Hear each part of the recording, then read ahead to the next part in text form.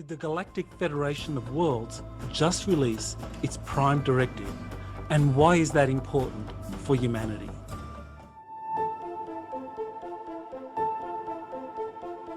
You are listening to Exopolitics Today with Dr. Michael Salla, your source for the uncensored truth regarding the human, extraterrestrial, social, global, and political agenda.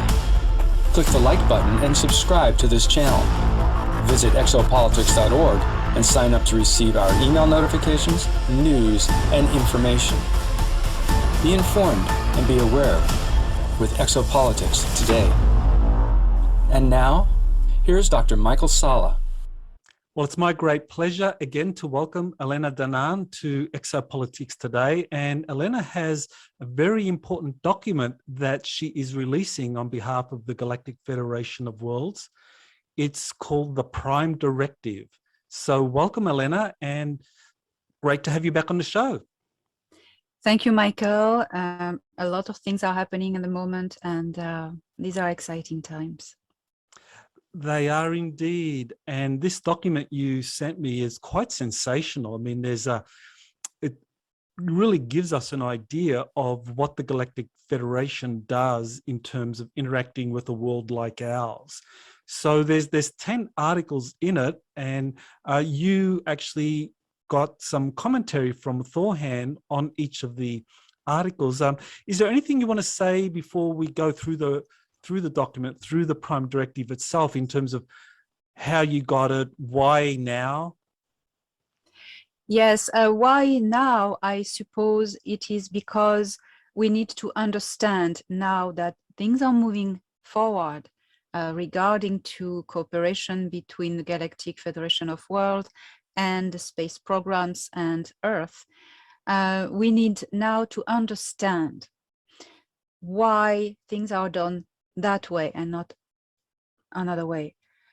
As Thorhan said, all the officials in the Space Force programs, well, the high rank officials, not everyone, and some people in the government know about this Prime Directive, but it is not yet disclosed to the public because they don't see the point. But the Galactic Federation, some high officials thought that it would be helpful for the understanding of what is going on. So a few days ago, it was a surprise. Thorhan contacted me by the implant, mind communication. And he said, I have something for you. It's very important. And this was coming from the High Commander Adana. And she's in charge of the military station of the Galactic Federation of Worlds.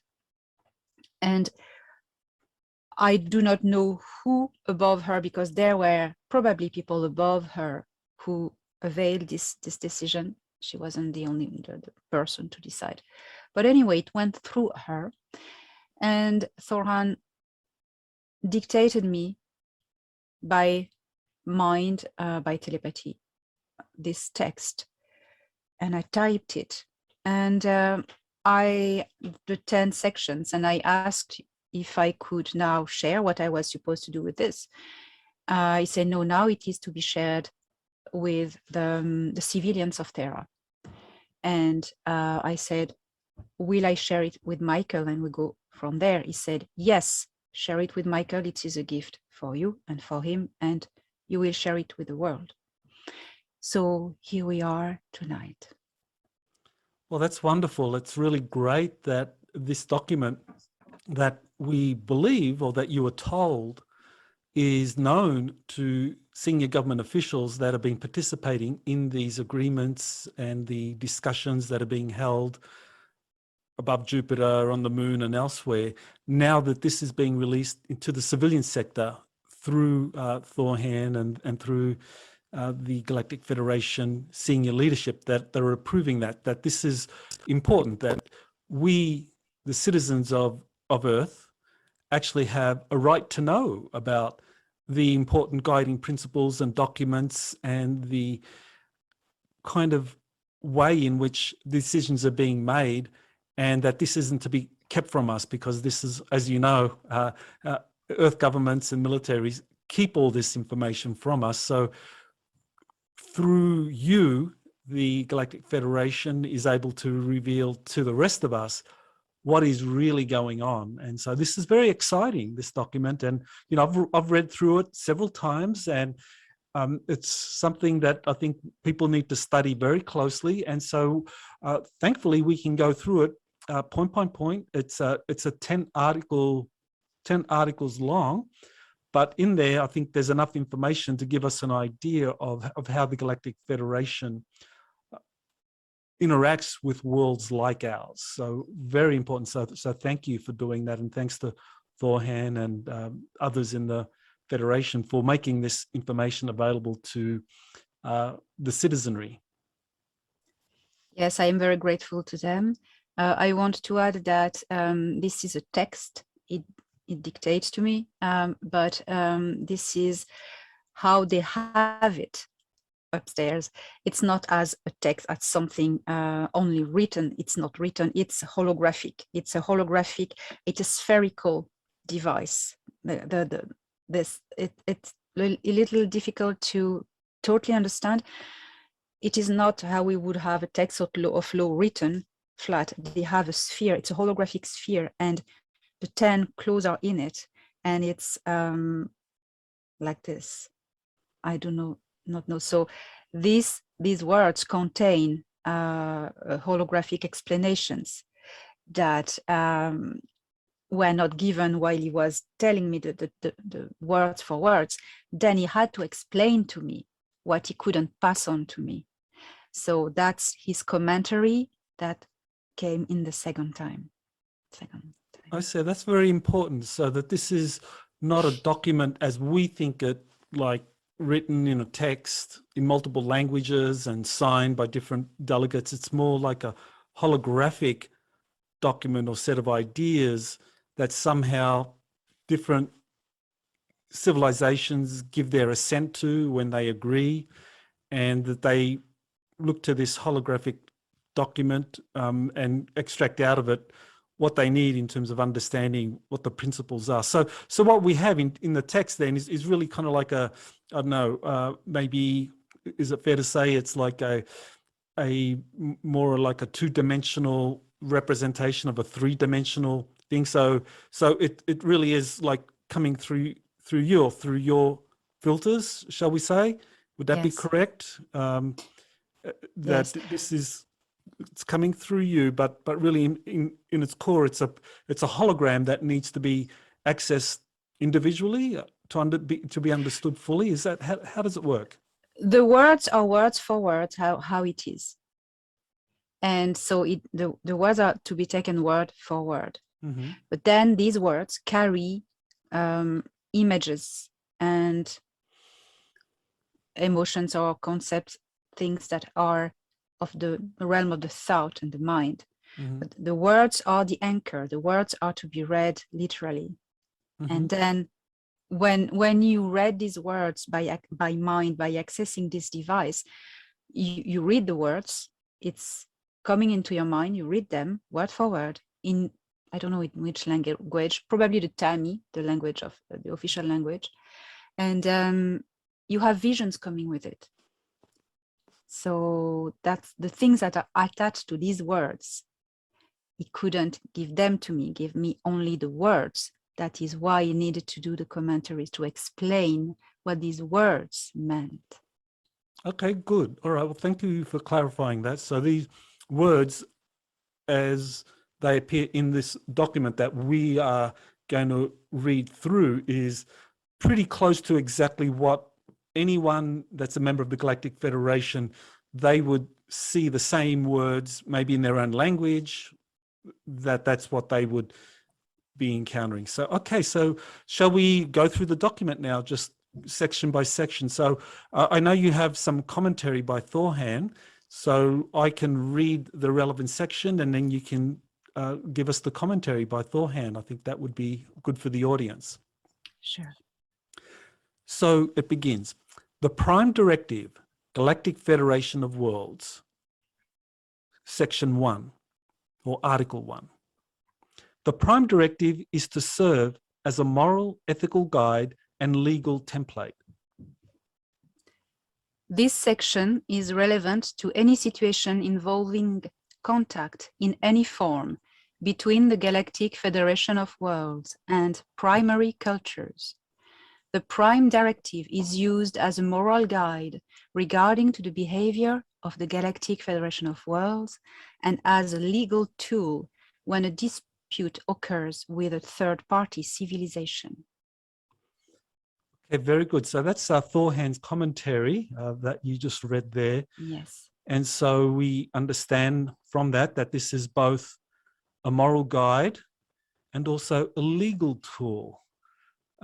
So it guides members of the Galactic Federation in how they interact with different worlds, and also a legal tool. Now, I'm assuming that would be presumably with those civilizations that are maybe outside of the Galactic Federation of Worlds, or also those worlds within the Galactic Federation that maybe they have a different opinion. Maybe, for example, the Pleiadians might have a different opinion with those from, say, Tau Ceti as to how affairs on Earth should be, or activities on Earth should be conducted. So, so what are we looking at in terms of the moral and the legal aspects here?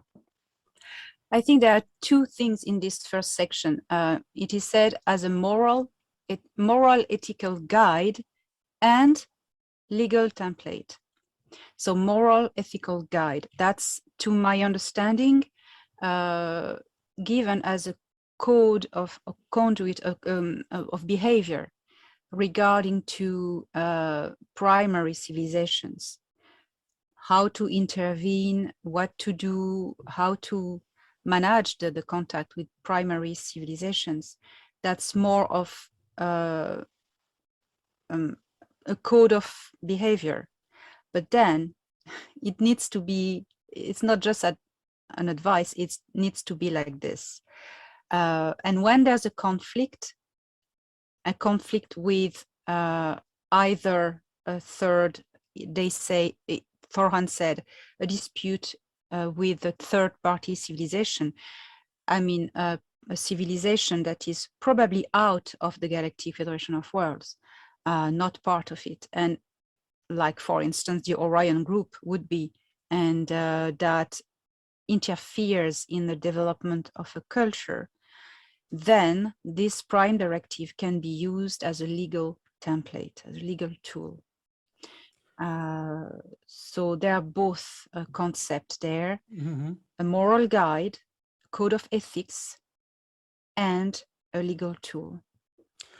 Very interesting. So as a legal tool then, so to just say, for example, I mean, it's clearly all those extraterrestrial civilizations that are signatories or part of the Galactic Federation, you know, they would be bound by the prime directive and by all of the articles in it, and so they would have to conform to it. But with the, say, the Orion collective, now they would probably consider themselves not bound to the prime directive.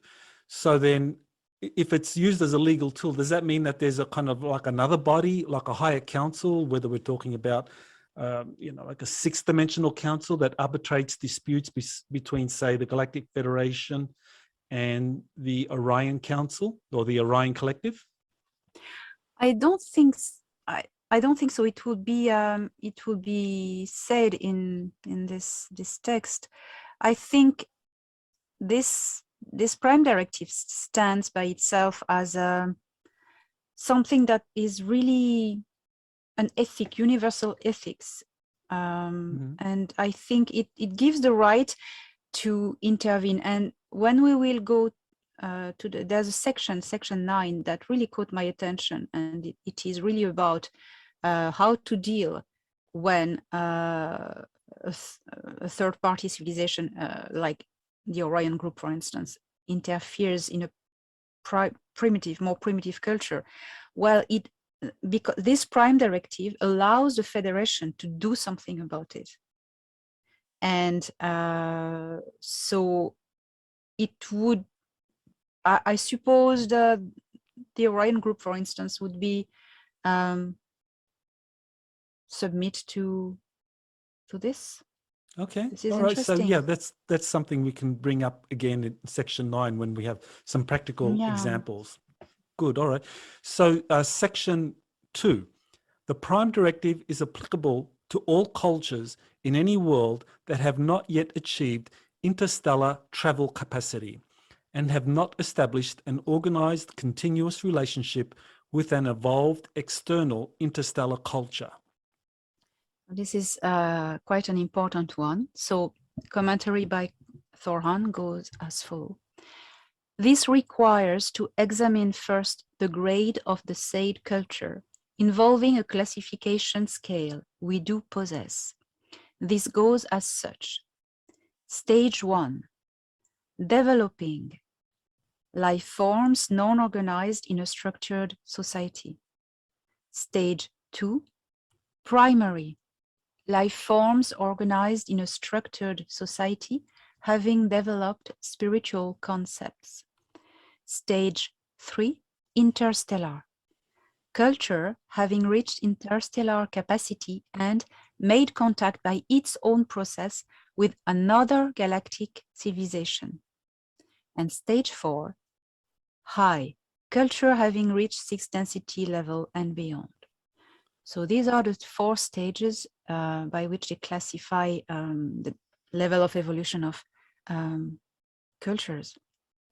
Okay, very interesting. So we have those 4 stages, and you know, when you look at those 4 stages, clearly look at stage 2, we would say that while the Earth would be a structured society, definitely we've developed spiritual concepts with religions, worldwide religions.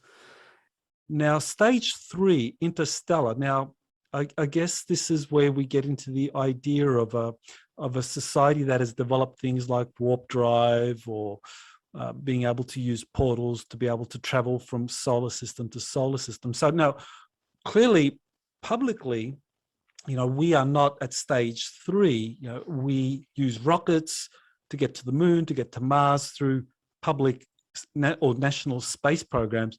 But of course, we have the secret space programs.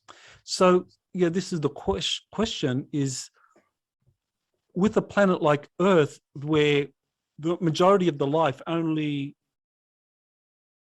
uses technologies that put it in stage 2, but that there's a small elite that have technologies that put them at stage 3. What does that make us? We are in transition between stage 2 and 3. Not totally stage 3, I suppose, because it is not official and global that officially and openly we are all faring out of the star system. I would say we are transitioning.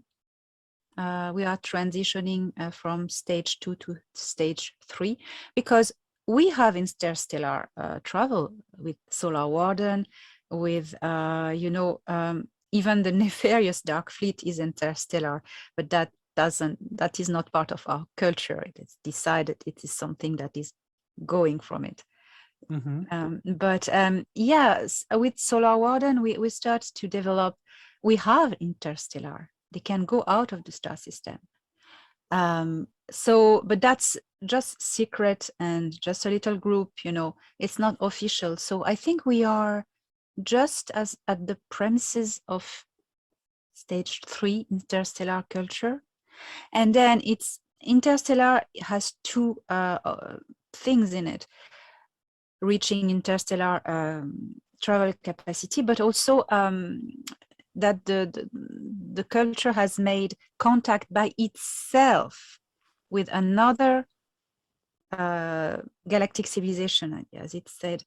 So this is tricky because we haven't made contact by ourselves, by going by ourselves into space and meeting other cultures. These older cultures have come to us and made contact. The Orions, the reptilians, for instance, before we were able to do it ourselves. So that has been compromised.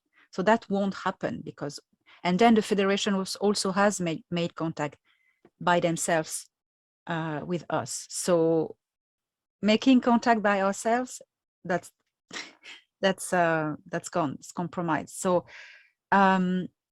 so that takes it away. So we are in contact with extraterrestrials already. So that point is done. We have interstellar, so but transitioning. So I'd say we are transitioning. That's how I would understand it. What would be your idea? Yes, I think that's correct. That we're kind of in that some sort of intermediary point between that stage 2 and stage 3, according to this PRIMA directive document, that we do have interstellar capabilities, but these are not widely known or shared. By the most part, we're capable only of interplanetary travel. But with what we are witnessing now, this process of the truth being revealed, secret space programs, extraterrestrials, then I could imagine that we will very quickly move as a global civilization into that stage 3 very, very quickly. So that takes me to section 3. Nothing within these articles shall authorize the Galactic Federation of Worlds personnel to intervene in matters which are essentially of the domestic, local, or private jurisdiction of any planetary system, or shall require the member to submit such matters to settlement under any articles of the Galactic Federation of Worlds. So commentary by Thorhan goes as such. This is about disruptive interference in private affairs of a stage 2 culture using any section of the PRIMA directive without avail from the High Council of the Galactic Federation of Worlds. End quote. So this is about disruptive interference in private affairs using as cover some elements, some articles of the PRIMA directive as an excuse. So that is without having been agreed by the High Council of the Federation. So okay, that's that's how I understand it. Yeah, that's very clear. I think it's self-explanatory, non-intervention, and any disputes or any matters need to be submitted for some kind of arbitration or some kind of settlement. So there is a settlement process. So that tells us that the Galactic Federation of Worlds, and maybe Elena, it's probably worth explaining again the precise relationship between the Galactic Federation, the Council of Andromeda, and the Andromeda Council and the Council of 5, I think it is. Now, the PRIMA directive, this is something that the Galactic Federation abides by. Is it something that it also kind of like applies to these other bodies, the Andromeda Council, are the Andromeda Council and the Council of 5, are these kind of higher density bodies that the Galactic Federation can appeal to for guidance if there are disputes or difficult issues? So that's an important clue, because I know that the the Andromedan Council and the Council of 5 are going by the same rules, although the Galactic Federation of Worlds is the one who looks after the PRIMA directive. It's theirs. Well, they created it, in fact. But I know that the Andromedan Council and the Council of 5 are going by it too, because they work with the Federation. And so it looks like some galactic law that has been created there. It's very interesting. There is something that that is a little bit different and very interesting regarding to the Council of 5, because they are higher dimensional beings. They are all above 6th density. And they use the PRIMA directive a little bit differently, because they do not do physical contact with level 2 civilization, because 6 density, you are invisible to stage 2 civilization, you know. So they interfere more freely, especially in development of human consciousness, all the starseed programs, all these things, because they can do it discreetly and there is not interference. They can come with their ships and do operations on Earth without anyone seeing them. So that is something that is interesting. What is important in this PRIMA directive, what goes first, the main topic is interference. That's the thing, interference. So that's an interesting point.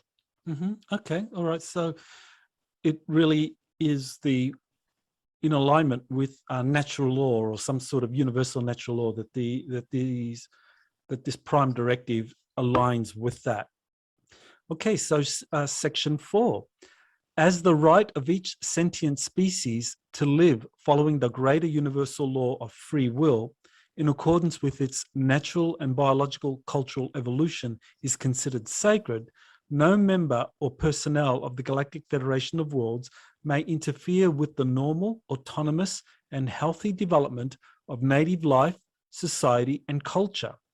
Such interference includes introducing superior knowledge, strength, or technology to a world whose members and society are incapable of handling such advantages wisely, judged on their present level of spiritual, moral, and technological evolution. Commentary by Thorhan. This is about illegal influence upon the natural development of the global consciousness of a stage 2 culture. End quote. So this is about the development of consciousness, the global consciousness of a species. I see here a reference to, for instance, the Great Awakening that is happening on Earth. Do they have the right to intervene in this, or must they leave the species, undergo their transformation and of consciousness? You know, I think that's what it is about. You think? Very important. I like the passage where it says such interference includes introducing superior knowledge, strength, or technology. Because one of the things I found in my research typically is that these more highly evolved extraterrestrials, like, they won't hand over advanced technologies to scientists and engineers from Earth. What they do is they inspire them with ideas.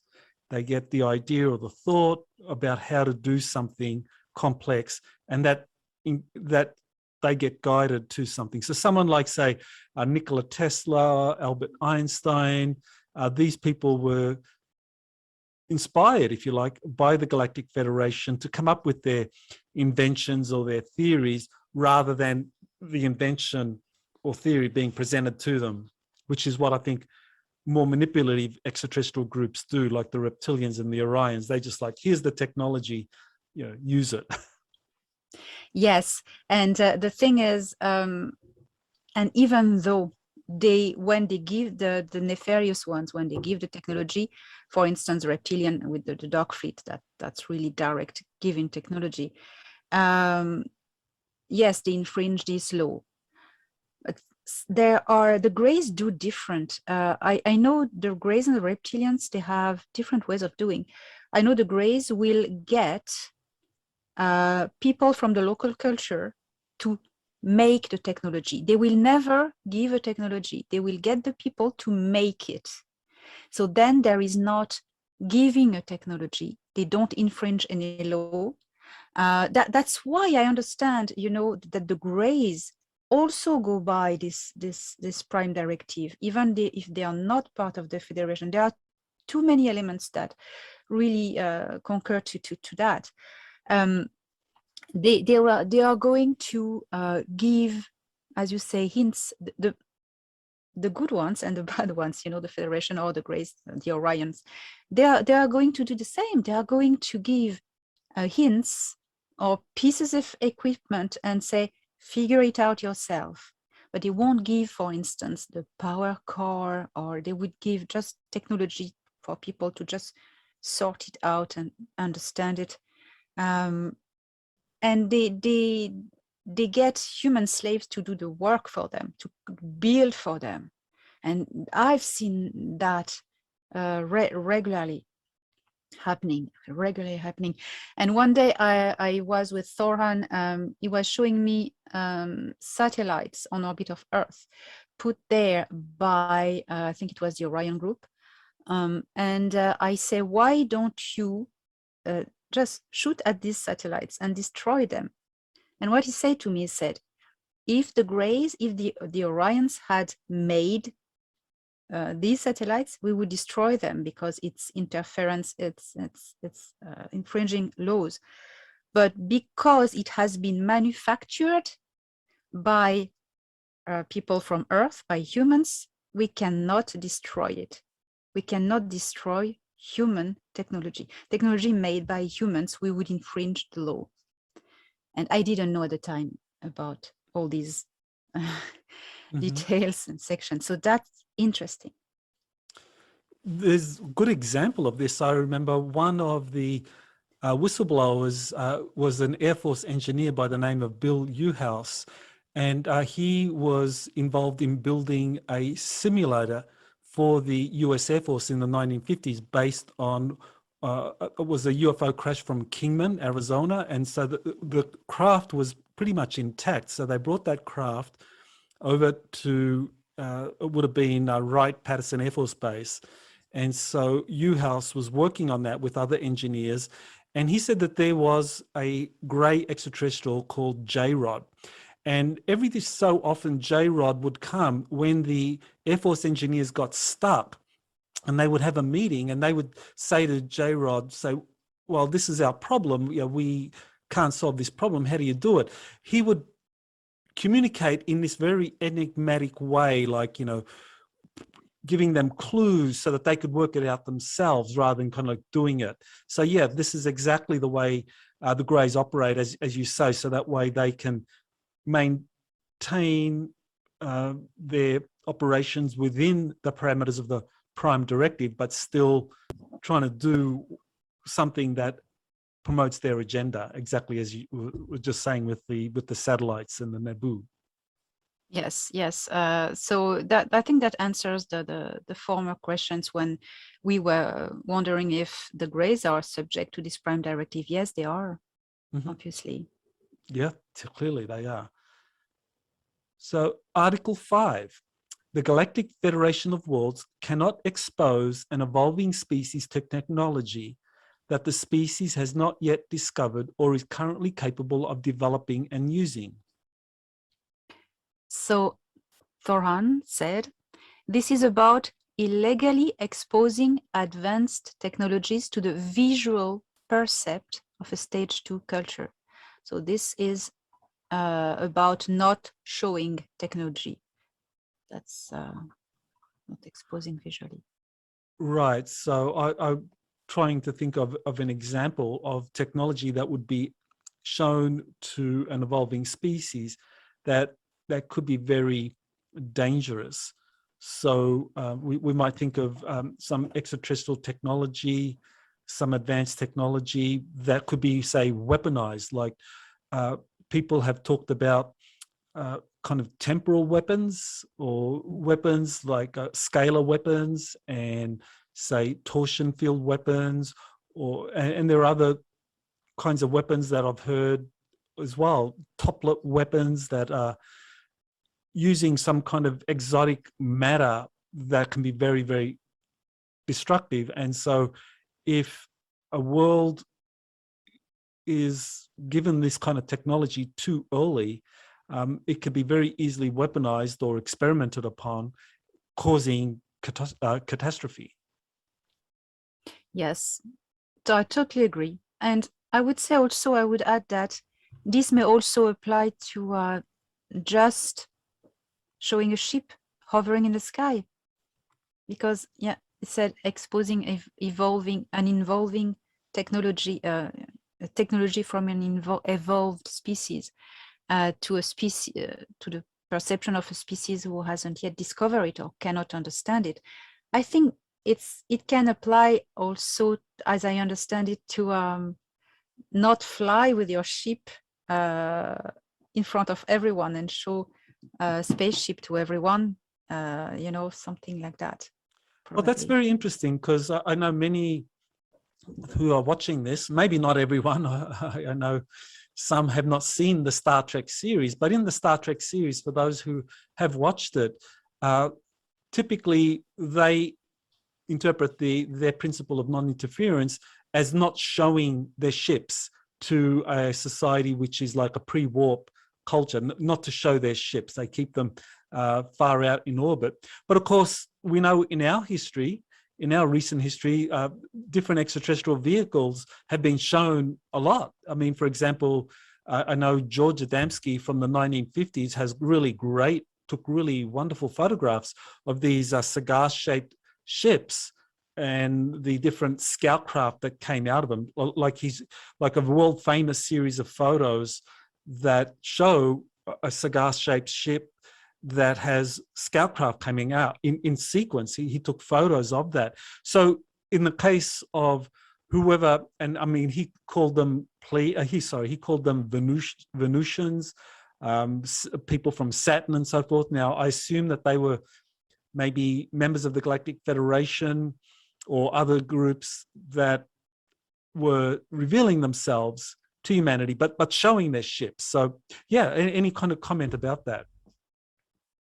Yes, I suppose that what Thoran told me once, the most of the ships you see in the sky, you will see it's either from the Orion group or the reptilians, or either made on Earth, made on Earth.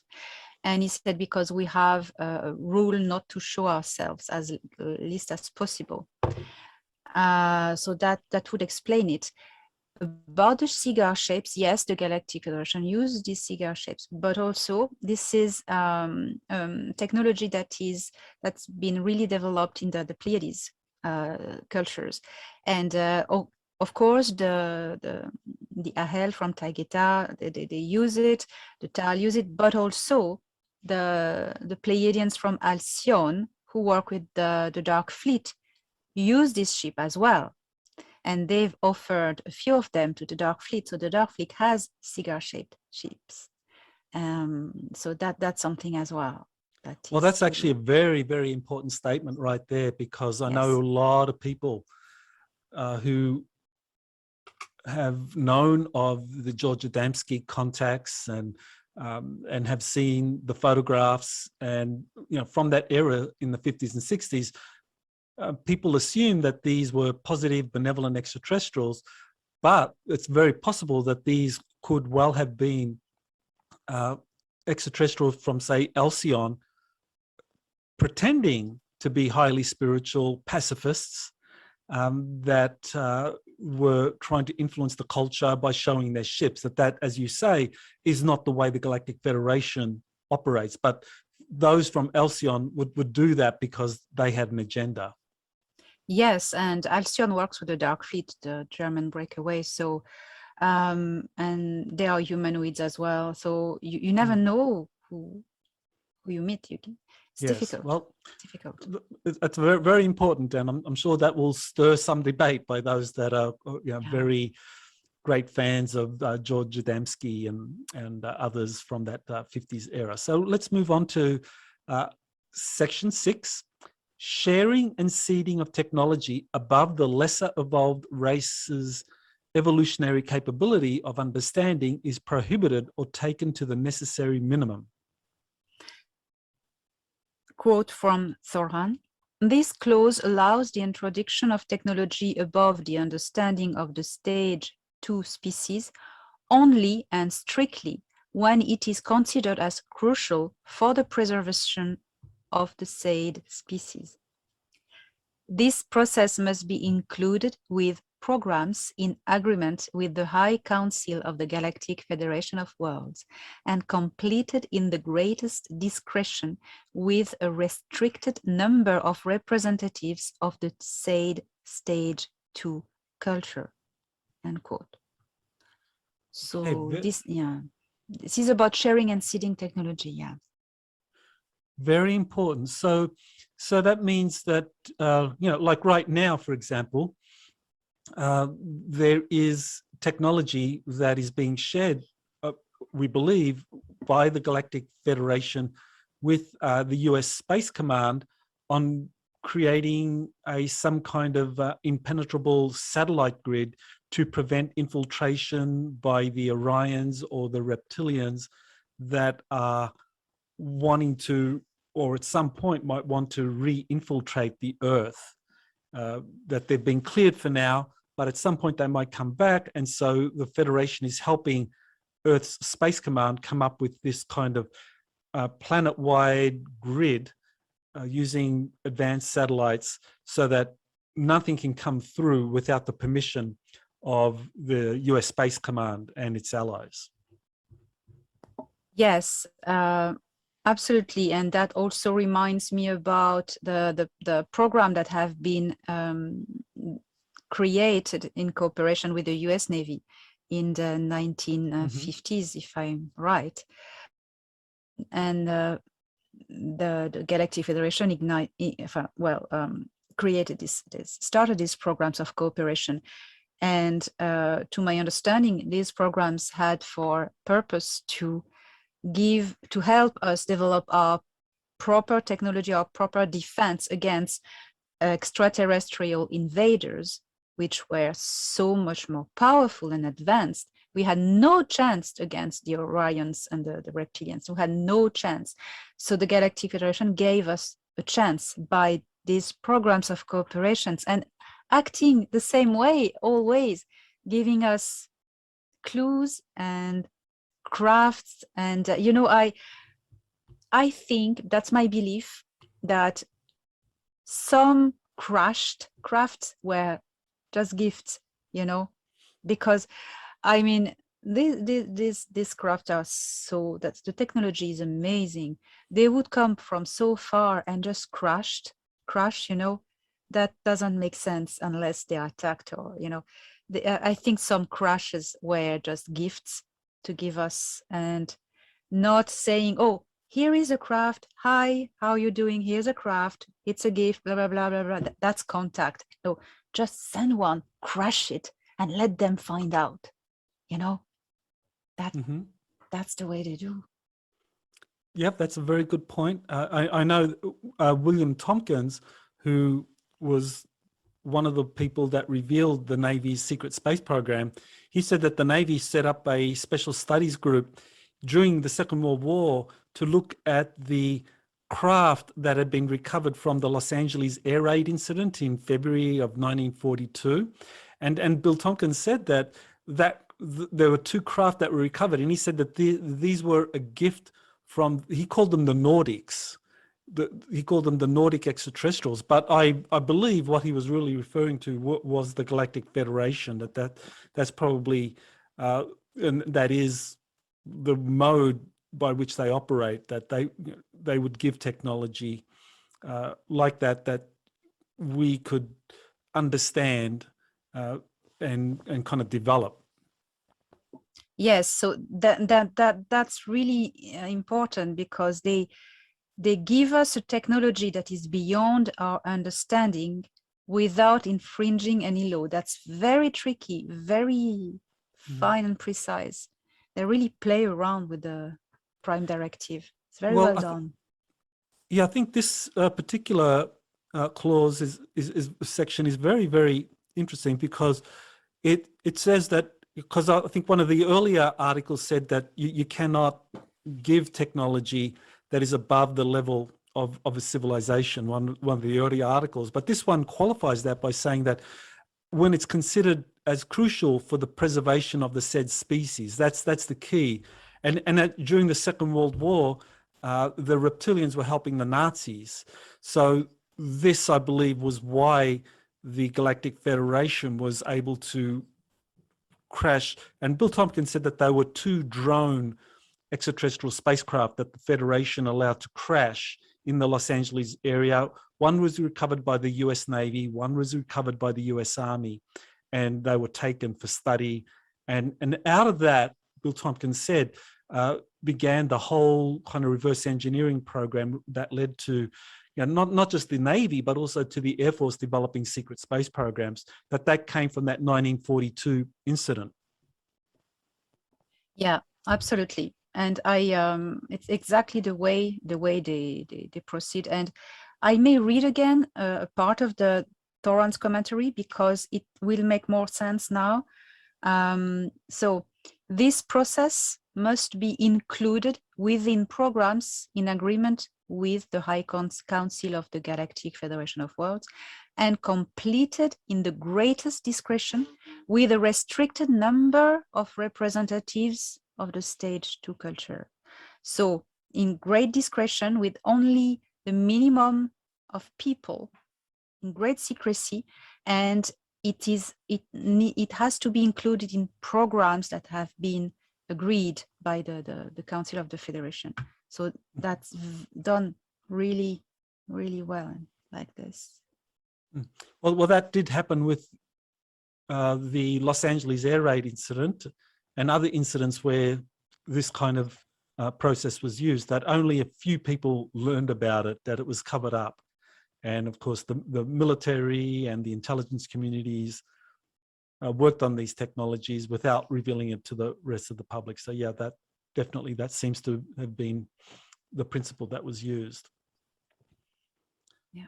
So section 7. It is forbidden to interact or communicate with any native resident of a lesser evolved planet or culture using any device, appliance, machine, tool, weapon, or invention representing an improvement upon the science and technology already in existence upon said planet. Quote from Thoran, this relates to unauthorized individual communication with members of stage 2 culture. So this is about illegal communication without any authorization. Okay, so that's very interesting. So unauthorized individual communication. So does that mean, for example, that if the galactics start using some advanced technology to communicate with a citizen on a planet like on Earth using radio, for example, that was forbidden, that they couldn't do that? Yes, I suppose it's about communication, unauthorized individual communication.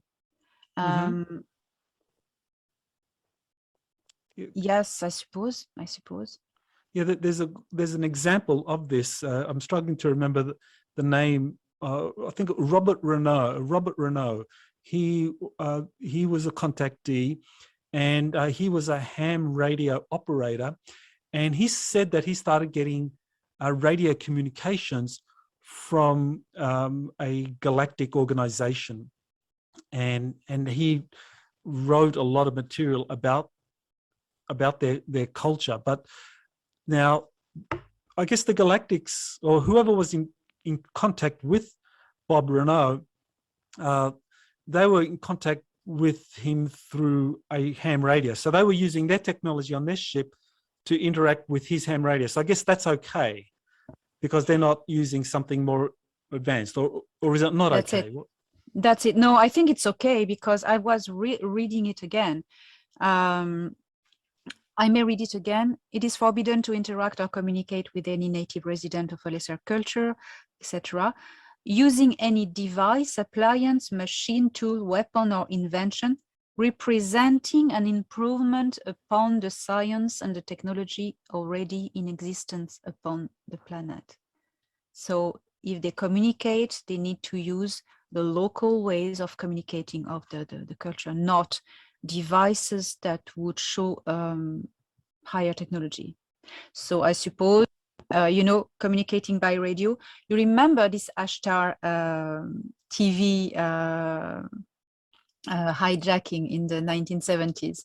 They were just using the local TV emitter, I suppose. You know, things like this.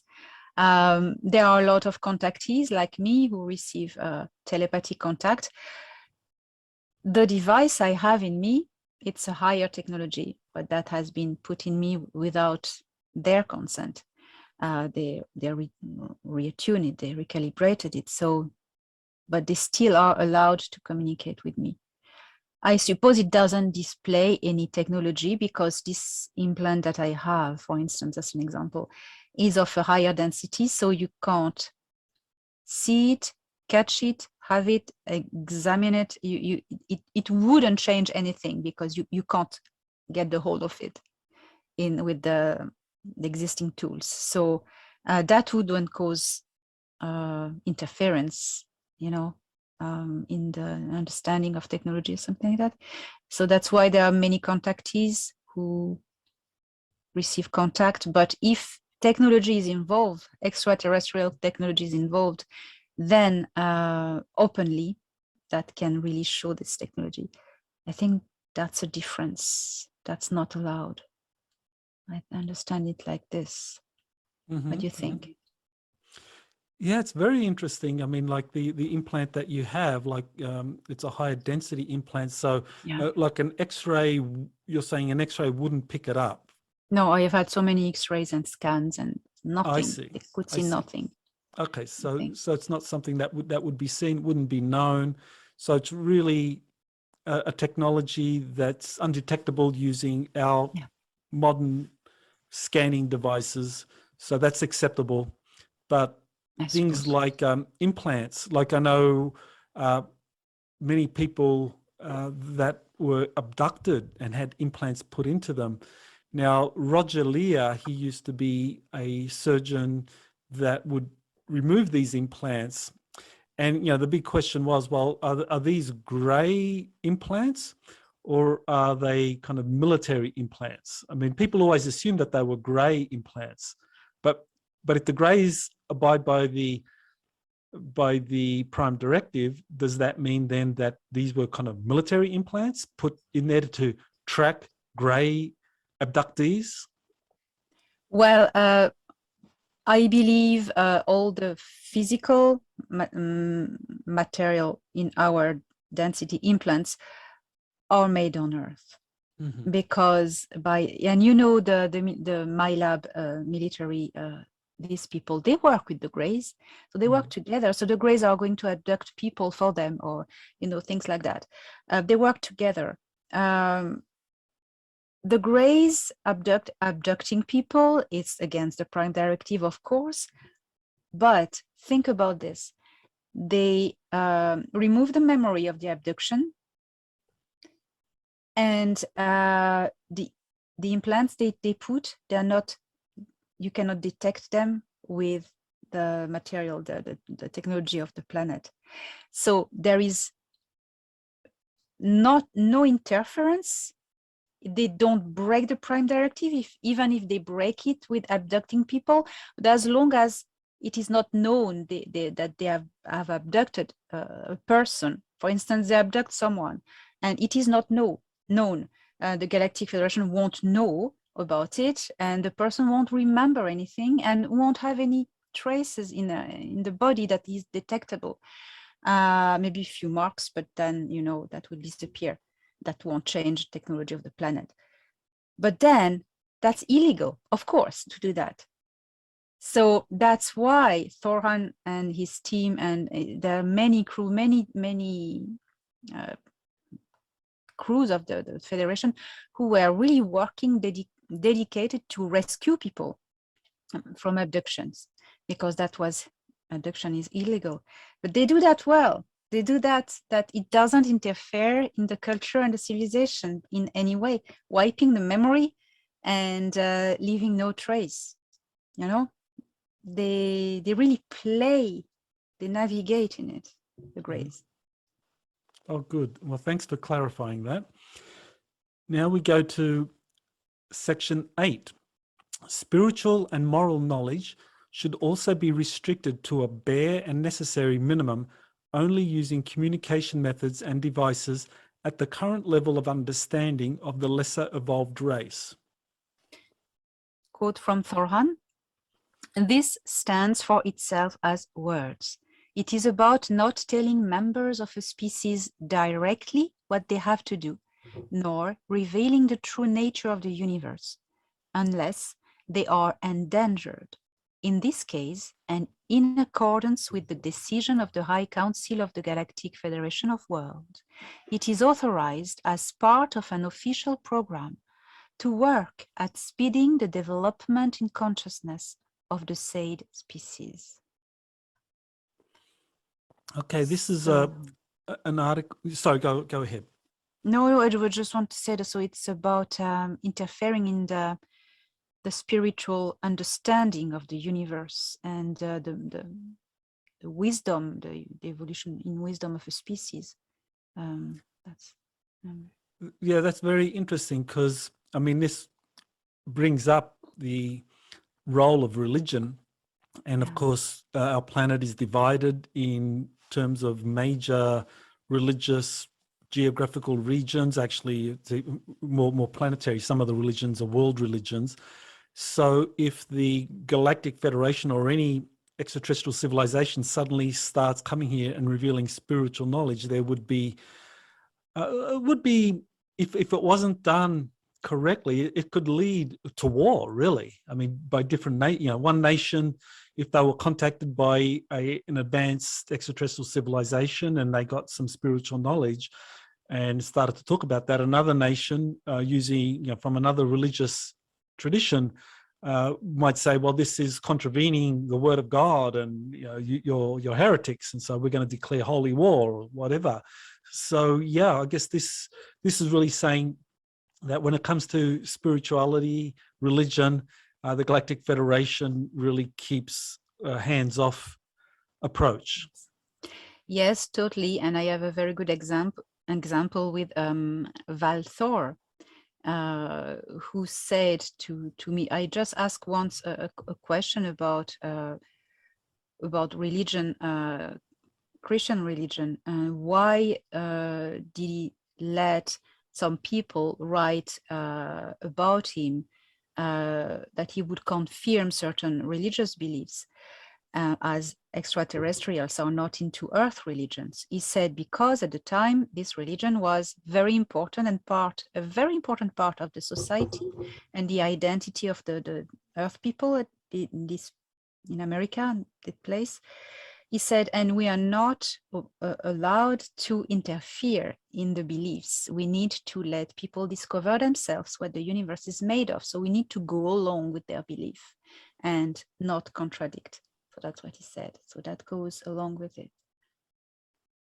Okay, yeah, very important article, that one. Yeah. And something I imagine in the months ahead or the years ahead, as the extraterrestrials start to reveal themselves, as the Federation knowledge of it becomes more known, it's going to be challenging, I guess, as people are going to want to know, well, was Jesus an extraterrestrial? Was he a baby dropped off? I mean, that's one of the questions I have is, well, was Jesus a drop off? Like we dropped off as a baby? Because I think there are certain races that do that. Actually, that's one of the questions that's a good one in terms of what we've discussed so far, because I know I've come across cases like there's a case, it's called the Aztec UFO case, that was in 1948, and it was a crash of a craft, and it had human looking extraterrestrials, and there were like I think there were three or maybe three living babies on there, and the surviving adult said that these babies were supposed to be a gift for humanity to help you in what is coming. So is this one of the ways in which the Galactic Federation operates, dropping off babies, so that culture raises those babies in their own traditions, and then at a certain point the babies, you know, become adults and they have a deeper understanding of technology, ethics, cosmology, spirituality, and so forth. Yes, I read about this story, and that would fit the programs. When it is in one of the section, it is said that you can give technology and help a civilization if this civilization is endangered, but it needs to be part of programs and be done in a certain way. So I suppose I've never heard about any other cases where babies are brought into adoption, but I think that is clever in a way, because these individuals have been growing up, learning everything about this culture and really knowing everything about it and being part of it. And what best way than to know a culture and in all its aspects, and then from there adapt the knowledge regarding to, you know, putting it really in balance. That's how I would understand it. Mm-hmm. Well, now we go to section 9. It is not permitted to make contact with or interfere with lesser evolved races unless they are threatened by an outside source. In that case, it is the moral obligation of the personnel of the Galactic Federation of Worlds to evaluate the situation to determine a suitable course of action. Quote from Thorhan: "That is what has happened with Terra, Earth. This section refers to using the section 1 as a legal implement in a conflict with a third party. A stage 2 world, non-member of the Galactic Federation of Worlds, interfered in any mean by a stage 3 interstellar civilization is legally entitled to request assistance to the Galactic Federation of Worlds. In this legal proceeding, the Galactic Federation of Worlds has for duty to disclose its existence by making contact with official representatives of the threatened stage 2 culture and offer assistance. If consent is officially given by the said stage 2 culture to the Galactic Federation of Worlds for receiving assistance, the Galactic Federation of Worlds is therefore given the right to expel and punish the interfering stage 3 culture." So now I think that's where we are. And I think Thorhan, I know he was referring to the Greada Treaty and Eisenhower episode and the MJ12. That say that if a civilization is threatened by, let me see it again.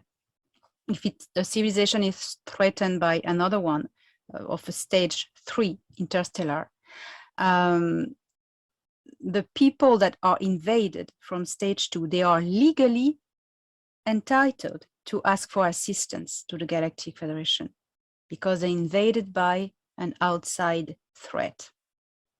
And that's very important. As invaded culture, we are entitled to request for assistance. And if we do it officially, the Galactic Federation has for duty to kick out the invaders from the planet.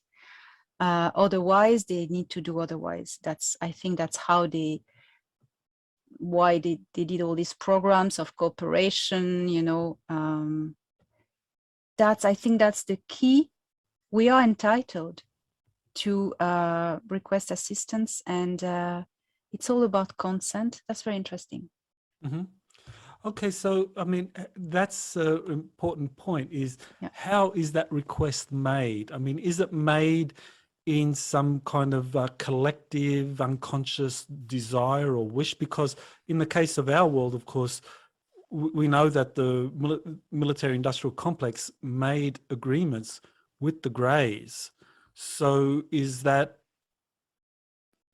and so it's not the military industrial complex or the secret government that is requesting assistance, it's more the people. I mean, who exactly would be making the request in a convoluted situation like our planet, where we have different groups that are competing. Some have made agreements with the Greys, some have made agreements with the Nazis and the Fourth Reich, and the rest of us are kind of kept in the dark, but some of us kind of know enough, and we say, well, we want the Galactic Federation to intervene. So how does the Galactic Federation do something? How does it intervene?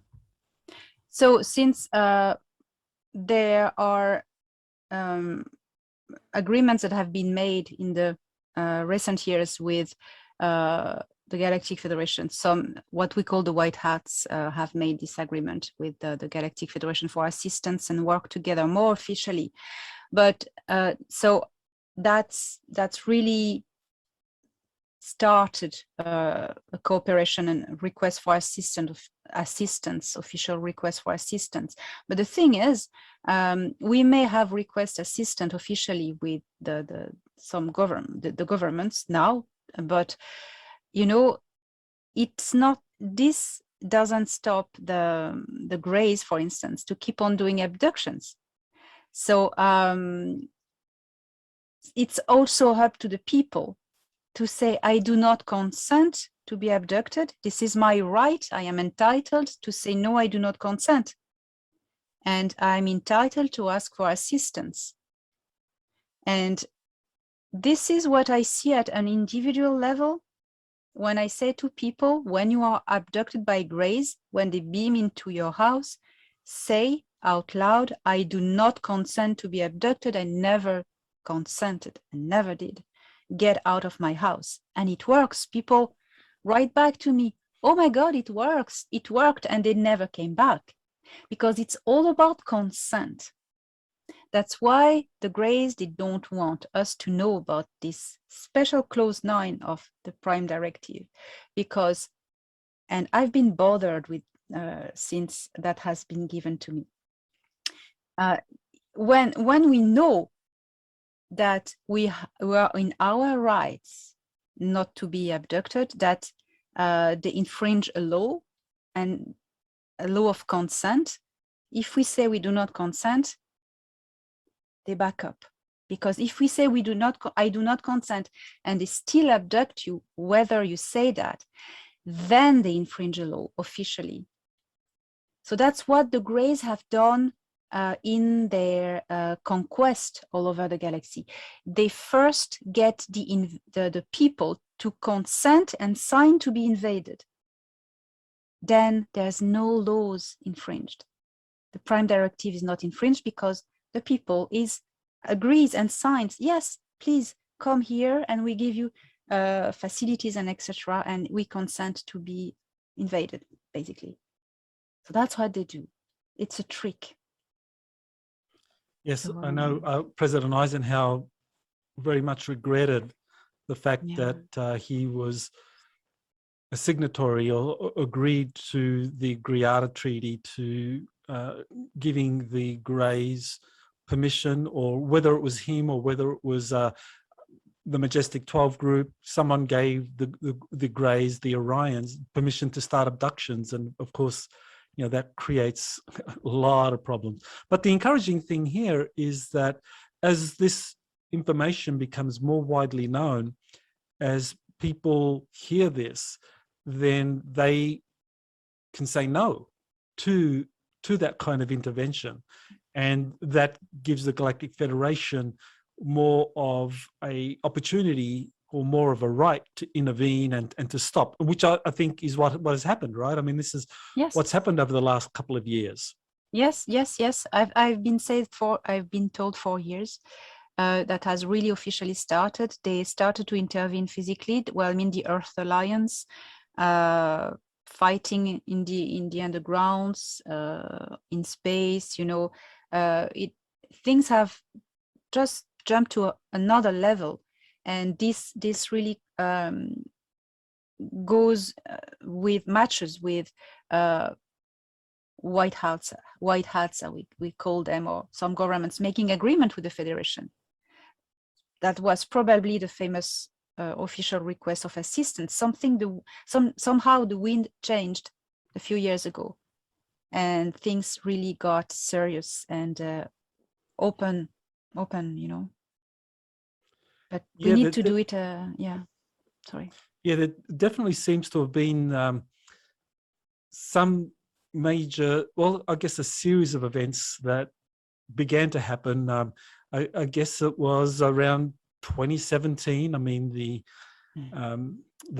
Trump administration began, and things began to really accelerate there with, you know, the creation of Space Force, and more information began to come out. A lot of whistleblowers were coming forward. And probably earlier, I think 2014, 2015, you have different insiders talking about secret space program. You know, the secret space program information really kind of like took off in 2015, and so I guess that was part of the part of this awakening.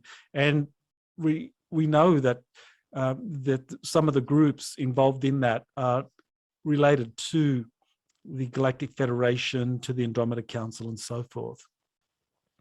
Yes, yes, yes. I think the wind changed at that moment, and official request was made, and I mean, association, alliance. Yeah. Mm-hmm. Now we go to the final section, section 10. Federation personnel may not violate this prime directive unless they are acting to right an earlier violation or an accidental contamination of said culture. This directive takes precedence over any and all other considerations and carries with it the highest moral obligation. Quote from Thorhan: "This warns against banishment from the Galactic Federation of Worlds community if members of a culture part of the Galactic Federation of Worlds infringes the prime directive 3 times." End quote. Okay, so kind of like three strikes and you're out. Yes. That's, yeah, kind of funny, but not really, yeah. But yes. Yes, okay. So that's it.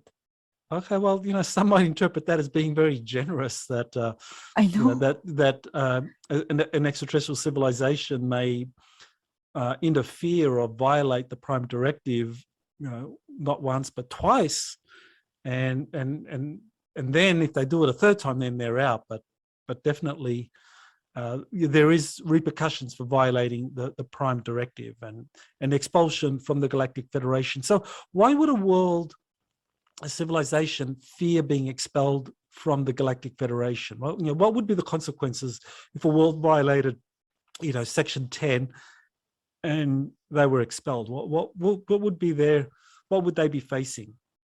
Yes, I think that the 3 times it's like a safety, because sometimes you may interfere by accidentally, you know, that may happen. So that does it worth really being expelled, you know? So being expelled means stop sharing knowledge with everyone, because when you're part of the Galactic Federation, you have access to knowledge and technology put in common. Every species put in common their knowledge.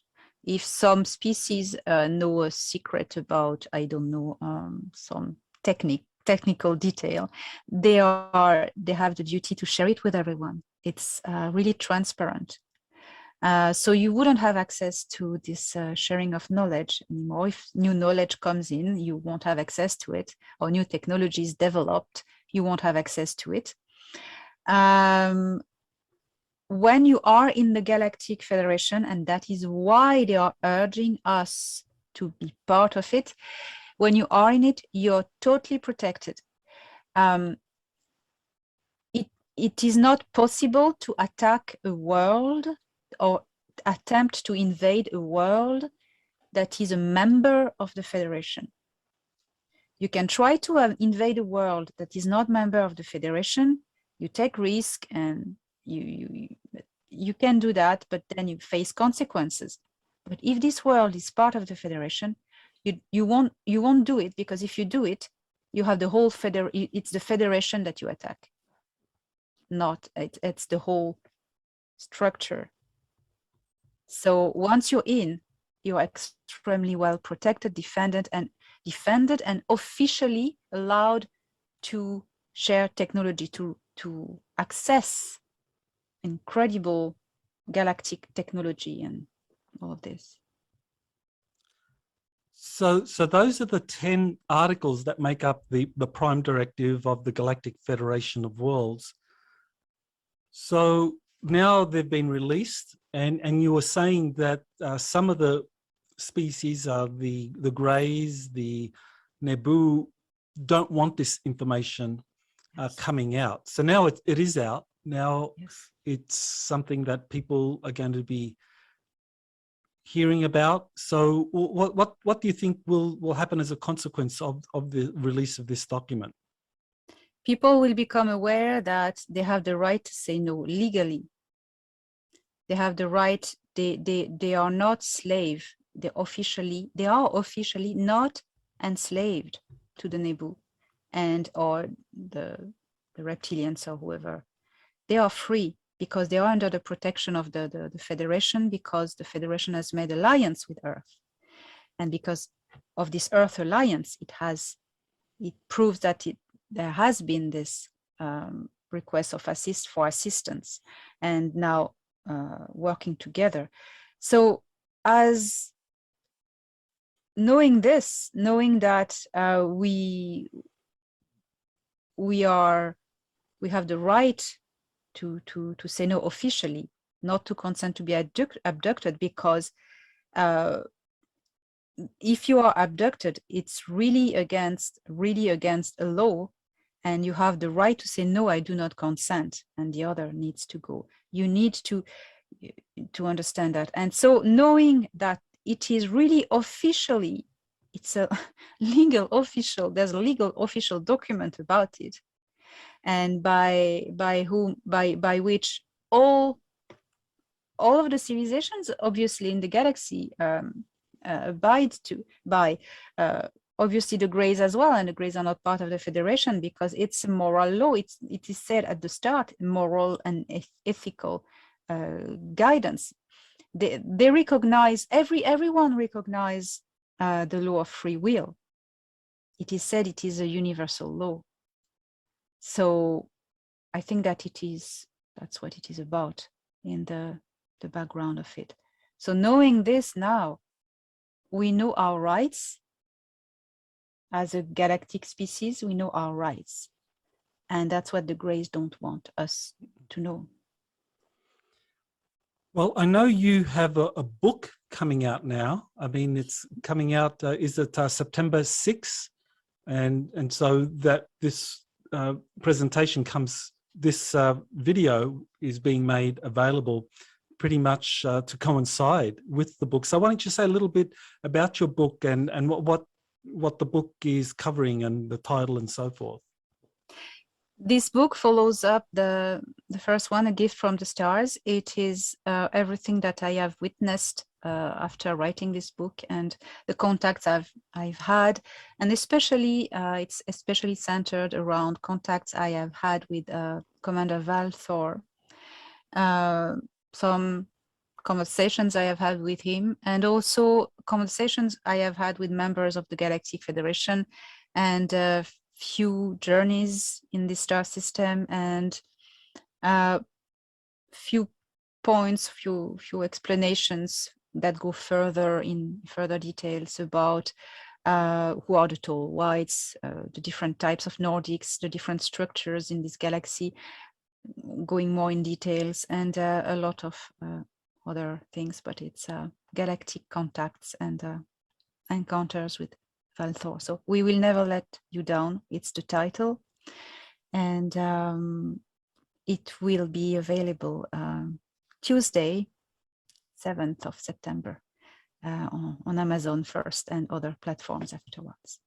Well, that's wonderful. That's very exciting to have another book out, and I'm very interested in finding out about your contacts with Valiant Thor and any additional information he has about the time he spent with President Eisenhower and what has happened ever since. People are very interested in that, so I'll be intrigued to read that book. It'll be something that's going to be an important addition to the knowledge. So, well, Elena, I want to thank you for coming on the show and sharing this very important document.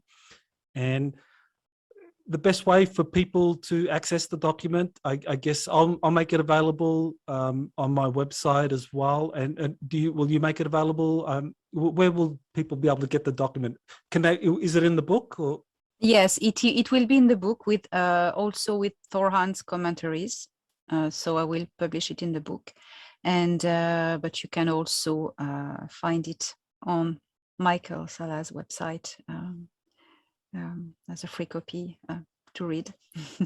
Perfect. Yes, I'll put the principles up, the 10 articles up on my website so people can go there and read it for themselves. So again, I want to thank you, Elena, for sharing this very important update, and we definitely look forward to a future where humanity gets to openly interact with the Galactic Federation.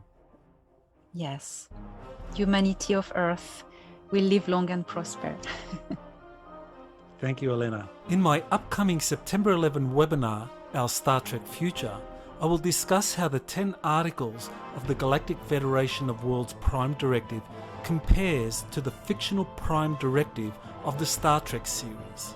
The secret role played by the US Navy intelligence assets in briefing Gene Roddenberry, the creator of Star Trek, means that the resemblance between the Prime Directives of the Galactic Federation of Worlds and Star Trek are much more than coincidental. Learn more about our Star Trek Future webinar at exopolitics.org.